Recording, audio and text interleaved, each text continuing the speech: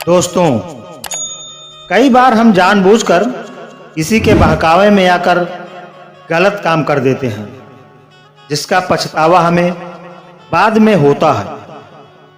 आज इस बहुमूल्य कहानी से हम जानेंगे कि जीवन में गलत काम करने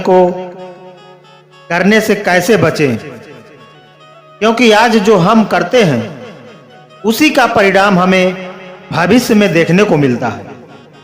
और यह आपने अपने आसपास के जीवन में भी देखा होगा कि कोई व्यक्ति गलत काम करता है तो उसका नतीजा भी गलत ही होता है। तो चलिए शुरू करते हैं आज की कहानी, सच्चा शिष्य कौन।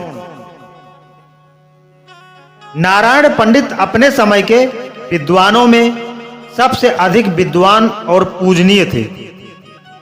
नगर के बाहर जंगल में उन्होंने अपना आश्रम बना रखा था, जिसमें दूर दूर से विद्यार्थी पढ़ने आते थे। पंडित जी के आश्रम में किसी प्रकार का भेदभाव या ऊंच नीच नहीं होती थी। राजा का बेटा हो या रंग का, सभी को समान रूप से शिक्षा दीक्षा दी जाती थी। पंडित जी के एक ही पुत्री थी, जो तेजी से युवावस्था की ओर बढ़ रही थी। पंडित जी चाहते थे कि जल्दी से जल्दी योग्य वर ढूंढकर उसका विवाह कर दें और इस फर्ज से मुक्त हो जाएं। उनकी बेटी बड़ी सुशील और बुद्धिमान थी। पंडित जी ऐसा ही नेक और बुद्धिमान युवक उसके लिए ढूंढना चाहते थे। एक दिन नारायण पंडित के मन में विचार आया कि क्यों ना मैं अपने सभी शिष्यों की परीक्षा लूं। इन सब में जो भी सबसे अधिक बुद्धिमान होगा, उसी से मैं अपनी बेटी की शादी कर दूंगा।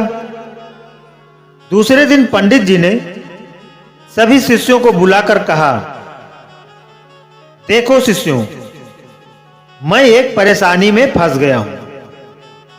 कैसी परेशानी गुरुजी? धर्मसेन नामक युवक ने पूछा। बात दरअसल ऐसी है कि मेरी बेटी विवाह के योग्य हो गई है और आज तक उसके विवाह के लिए मैंने कुछ भी बचा कर नहीं रखा। अब शीघ्र ही मुझे उसका विवाह करना है, जिसके लिए वस्त्र और आभूषण चाहिए।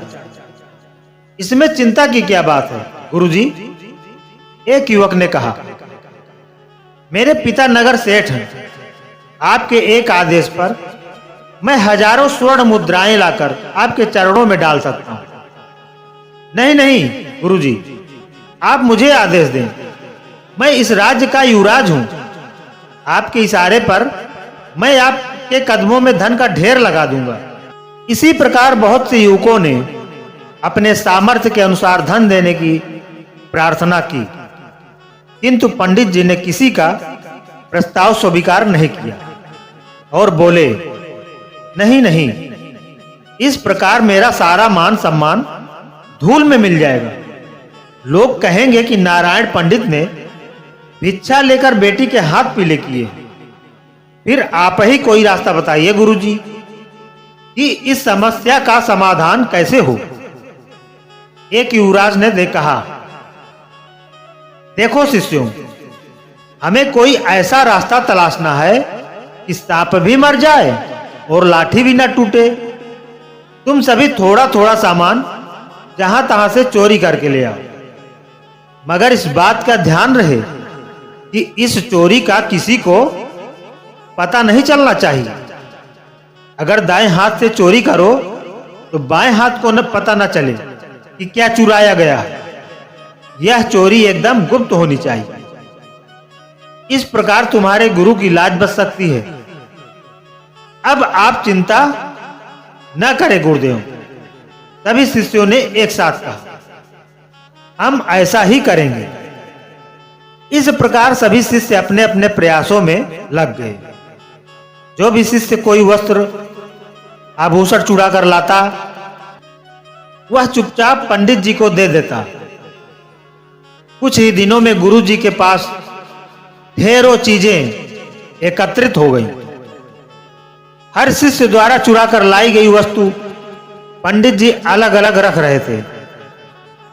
कुछ दिन गुजर जाने के बाद पंडित जी ने देखा कि लगभग सभी शिष्य कोई न कोई चीज चुरा कर ले आए, मगर धर्मसेन नामक युवक आज तक कोई चीज नहीं लाया। अतः एक दिन उन्होंने सभी विद्यार्थियों को एकत्रित किया और बोले, धर्मसेन, हमारे हर शिष्य ने अपनी सामर्थ्य के अनुसार चोरी करके हमें कुछ न कुछ लाकर दिया है, मगर इतने दिन गुजर जाने के बाद भी तुम कोई वस्तु चुरा कर नहीं ला सके। क्या तुम नहीं चाहते कि तुम्हारे गुरुजी की चिंता दूर हो? चाहता हूं गुरुदेव, दिल से चाहता हूं। फिर तुम आज तक कोई चीज चुरा कर क्यों नहीं लाए? कैसे चुरा कर लाता गुरुदेव? आपकी आज्ञा ही ऐसी थी जिसने मुझे बार बार चोरी करने से रोका। क्या मतलब? नारायण पंडित पैनी नजरों से उसकी ओर देखने लगे। अन्य शिष्यों ने भी चौंक कर उसकी ओर देखा कि गुरुजी ने स्वयं चोरी करने के लाने को कहा था, फिर यह किस आज्ञा की बात कर रहा? गुरुजी, धर्मसेन ने कहा, आपने ही तो कहा था चोरी करके लाना है, लेकिन इस चोरी का किसी को पता ना चले, यहां तक कि दायां हाथ चोरी करे बाएं हाथ को भी पता ना चले।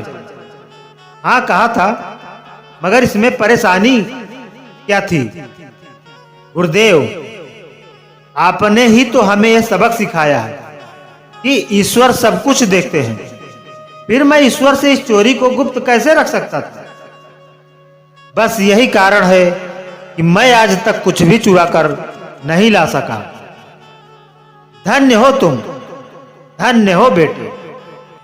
नारायण पंडित ने शाबाशी से उसकी पीठ ठोक कर सभी छात्रों के सामने उसे सीने से लगा लिया और बोले, तुम मेरे सच्चे शिष्य हो। फिर अन्य शिष्यों से मुखातिब होकर बोले, देखो शिष्यों, मुझे इस बात की खुशी है कि तुम सब मेरे आज्ञाकारी शिष्य हो और तुम सब ने मेरी आज्ञा का पालन किया। मगर मेरे बच्चों, आज मैं तुम्हें एक शिक्षा और देता हूं।